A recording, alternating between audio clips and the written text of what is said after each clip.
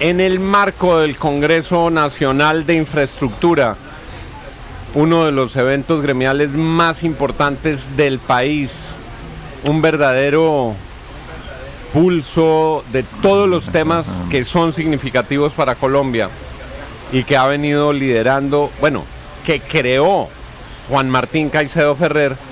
Lo saludamos a él, el presidente de la Cámara Colombiana de la Infraestructura, decano de los presidentes de gremios en Colombia y además creador de este congreso. Doctor Juan Martín, bienvenido, un gusto tenerlo aquí. Gracias, Juan, el gusto es mío y por supuesto qué grato estar aquí conversando con la mesa y por supuesto muy pendiente de los oyentes también. Muchas gracias por esta invitación. Decía hace unos minutos, el decano de los presidentes de gremio, después de muchos años en FENALCO. ¿Cuántos años estuvo en FENALCO, doctor Caicedo? Exactamente 10 años, Juan. 10 años en FENALCO. Usted creó la Cámara Colombiana de la Infraestructura. Sí, la Cámara es producto de la fusión de una serie de entidades que operaban de manera dispersa. Una representaba a los consultores, otra a los constructores. Y en ese momento en que se crea la Cámara estaba tomando auge el modelo de concesiones. Tenían también los concesionarios un gremio incipiente que se llamaba Concesia. Lo que decidimos fue fusionar esas entidades alrededor de una sola entidad cúpula, en este caso la Cámara Colombiana de la Infraestructura, y por supuesto pues su vocería finalmente resultó siendo muy importante de cara a la conversación cotidiana con el gobierno, con el Congreso de la República, con la propia opinión pública. La opinión pública no sabía qué era la infraestructura y poco a poco nos fuimos dando cuenta, se fueron dando cuenta los colombianos, incluso por cuenta del discurso sistemático de la Cámara, de la revolución que iniciamos en los últimos años, sobre todo a través del modelo de APPs para, óigame bien Juan, para superar en los 20 años de la Cámara. Esto es muy significativo, en los 20 años de la Cámara terminamos, gracias al modelo de APPs que se implementó en Colombia, especialmente alianzas público-privadas. Exacto. Así es. Logramos superar un rezago de 100 años en materia de infraestructura por cuenta del modelo de APPs. Doctor Juan Martín, usted con todo esto que ha hecho desde la Cámara de Infraestructura logró legislación, modelos financieros, modelos de colaboración. Si en este punto y hora yo le pidiera un balance sobre lo que ha pasado en estos ya casi 4 años de gobierno del presidente Petro, en términos de retos para el próximo gobierno, ¿cuál es la clave? Pues mire, dijéramos hay un aspecto positivo. Gracias a un diálogo muy insistente del gremio con el gobierno, logramos preservar lo que yo suelo llamar los fundamentales del sector. Por ejemplo, usted recuerda, Juan, y recuerdan los oyentes, que al comienzo de la administración Petro se decide congelar las tarifas de los peajes. Y de alguna manera esa decisión del gobierno lesiona la credibilidad de financiadores, inversionistas, de todo el mundo que apostaron por el modelo de concesiones. Finalmente logramos poner al día el esquema tarifario de los peajes. Luego viene... Esa era una cantera de demandas contra el Estado colombiano, correcto, de pleitos contra el Estado colombiano. Correcto, hubiera sido. Y luego viene un anuncio del gobierno en el sentido de que eventualmente se iba a lesionar también la figura de las vigencias futuras. Las vigencias futuras nos han permitido atraer la confianza también de inversionistas y financiadores de todo el mundo. Pues bien, en relación a vigencias futuras también yo quisiera contarle a usted y a los oyentes que estamos al día. O sea, más allá obviamente de lo que ha sido el fracaso del gobierno en propósitos esenciales del gobierno en materia de infraestructura. Yo, por ejemplo, tuve la oportunidad de expresar aquí en mis palabras de instalación el fracaso en relación a un propósito que es fundamental, el de los caminos comunitarios, las vías terciarias. Que las prometieron tanto, las ofrecieron tanto, dijeron que para que se pudieran realizar las vías comunitarias las iban a hacer con las juntas de acción comunal, que esas eran las vías para sacar el producto de los campesinos. Pero ¿se hizo algo en estos 4 años? Nada. No se hizo nada y por el contrario lo que se hizo finalmente se hizo en medio de muchas irregularidades que tuvimos la oportunidad de denunciar en su momento. Contratos fallidos, contratos con algunas 2 o 3 personas que no tenían todo ninguna lo de la experiencia. UNGRD. Correcto. Entonces, allí hay una causa perdida y que hay que recuperar porque el país tiene que buscar un camino para conectar el campo con la red primaria de carreteras y esas son las vías terciarias. Cuando estábamos en la pandemia, que hicimos este proyecto de ideas para avanzar desde el canal RCN y las emisoras y todos los servicios de RCN, le preguntamos a ese personaje tan importante en la infraestructura en Colombia, que es Jorge Mario Velázquez, que fuera presidente de Argos, su idea para avanzar, ¿qué realmente cambiaría Colombia? Y nos dijo, doctor Juan Martín, tomarnos en serio la construcción de vías terciarias que conecten el campo con las grandes ciudades. Y eso se quedó en bla bla bla del gobierno porque pues finalmente se quedó en trochas de barro.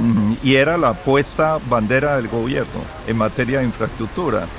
¿Cómo le fue con la discusión con Hacienda en relación con los grandes compromisos de las vías de competitividad, de las 4G? Yo diría que sí, porque los fundamentales del gremio que dependen de decisiones de Hacienda, tener al día el esquema tarifario de los peajes, tener al día las vigencias futuras, finalmente se terminaron respetando y eso generalmente pues lo que impacta es positivamente al mercado para seguir apostando por el modelo de concesiones en Colombia, ¿no? Doctor Juan Martín, han desfilado por el Congreso, aparte de todos los grandes oradores, speakers, expertos nacionales, internacionales, los candidatos presidenciales. Si usted tuviera que darles a todos los candidatos presidenciales una recomendación de 2 o 3 acciones que sí o sí, gane quien gane, deberían ejecutarse en el próximo gobierno. Número 1, seguirle dando vigencia al modelo de APPs. Número 2, avanzar con un programa audaz, serio, contratando, pues dijéramos, con pequeñas firmas de ingeniería. Ahí tienen una oportunidad muy grande las pymes de ingeniería. ¿Los de obras por impuestos le gusta o no le gusta? Obras por impuestos y obras por regalías. Son 2 opciones que hay que aprovechar inteligentemente. Tuve la oportunidad de decirlo en mi discurso de instalación. Y para eso no falta sino voluntad política. O sea, hay caminos, dijéramos, para compensar el tiempo perdido. En primer lugar, sí, evidentemente, como muy bien lo plantea Juan, el reto de las vías terciarias, obras por impuestos, obras por regalías. Hay caminos, este gobierno los desaprovechó totalmente. Doctor Juan Martín, en términos de legislación, ¿hace falta algo? ¿Hay que cambiar algo? El próximo Congreso va a ser determinante y hay que elegir un buen Congreso. En materia de infraestructura, ¿qué hay que llevar al Congreso que esté haciendo falta? Yo diría que más que cambiar algo, preservar algo. En el Congreso es muy frecuente y sobre todo en épocas preelectorales el hecho de que se presenten proyectos de ley que afectan, dijéramos, por ejemplo, el esquema tarifario de los peajes. Si nosotros logramos preservar el peaje como fuente de financiación de las concesiones, salimos adelante. Yo tengo la impresión de que en eso el Congreso debe evitar caer en la tentación de la demagogia y entender la pertinencia y la bondad del modelo para seguirlo preservando. en la Cámara Colombiana de Infraestructura, cuando uno piensa en grandes obras de país, se le da un repaso a el metro de Bogotá, las grandes obras de los antioqueños, las propuestas que ha planteado en el Valle la gobernadora para su tren de cercanía, la llegada al puerto de Buenaventura, todas las obras del Caribe que han planteado alcaldes y gobernadores, el alcalde de Cartagena, el alcalde de Barranquilla. ¿Cómo se ven esas megaobras hacia adelante? La vía al llano. Con mucho optimismo, y también, como lo dije en mis palabras en la instalación del Congreso, si no hubiera sido por esas obras de las ciudades, el indicador de crecimiento del sector no hubiera sido tan notable. Hoy en día, lo que estamos viendo en las cifras oficiales, que son importantes en materia de infraestructura, es por cuenta del empujón fuerte que están dando las ciudades capitales, Medellín, Cali, Barranquilla, Bucaramanga, y de alguna manera eso ha compensado el decaimiento del sector en el nivel nacional. La dinámica de las ciudades ha compensado ese decaimiento del indicador en el nivel nacional. Ustedes han escuchado a los candidatos, es parte ya de los congresos, ¿no? Oír a los candidatos, hoy seguirán. Hay confianza en el proceso electoral, digamos, desde el sector, hay confianza en que todo este atraso en el que caímos en estos 4 años va a poder adelantarse, que hay buenos candidatos con ideas frente a eso, o que la tienen clara. Bueno, apenas empezamos a oírlos ayer, esperemos que hoy tengamos más elementos de juicio, pero dijéramos, si se preservan estos fundamentales de los cuales estamos conversando, el modelo de participación privada, la confianza inversionista y la confianza de financiadores se va a mantener. Yo suelo decir que, como nunca antes en Colombia, financiadores, inversionistas de todo el mundo, 20, 25 países de todo el mundo apostaron por ese modelo de APPs en Colombia. Es un referente mundial. El Banco Mundial lo ha presentado como un referente en distintos escenarios internacionales. Si esos fundamentales se preservan, vamos a seguir adelante. Lo importante es que no se haga política, que no se haga politiquería en términos de menospreciar lo que ha sido el modelo de participación privada. Vuelvo y repito como la reflexión que les hacía al principio. Miren ustedes cómo finalmente el único balance que presenta la administración Petro es lo que pueden mostrar las APPs. Por el contrario, la apuesta del gobierno del presidente Petro, que eran los caminos comunitarios, fracasó en medio incluso de un problema grande en materia de corrupción. Son las 10 de la mañana, 20 minutos. Yo no quiero cerrar esta entrevista sin hacerle un reconocimiento a Juan Martín Caicedo Ferrer.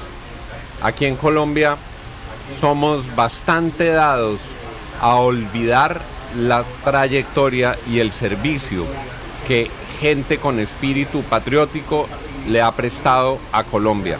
Juan Martín Caicedo, después de una vida gremial y de una vida de servicio público, se va a retirar de la Cámara Colombiana de Infraestructura. Yo lo he dicho 2 veces en los últimos meses, como cuando se fue Julián Domínguez de Confecámaras. Le tenemos que decir gracias, doctor Juan Martín. Usted defendió el interés de los colombianos. Usted lideró la recuperación del tiempo y el espacio perdido en materia de infraestructura. En Colombia somos esquivos para decir gracias.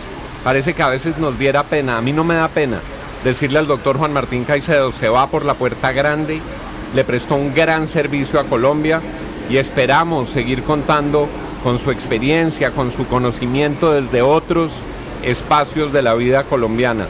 Lo hizo bien, le deja un gran legado a Colombia y ese legado se traduce en obras muy importantes que han mejorado la calidad de vida de los colombianos. Gracias, doctor Caicedo.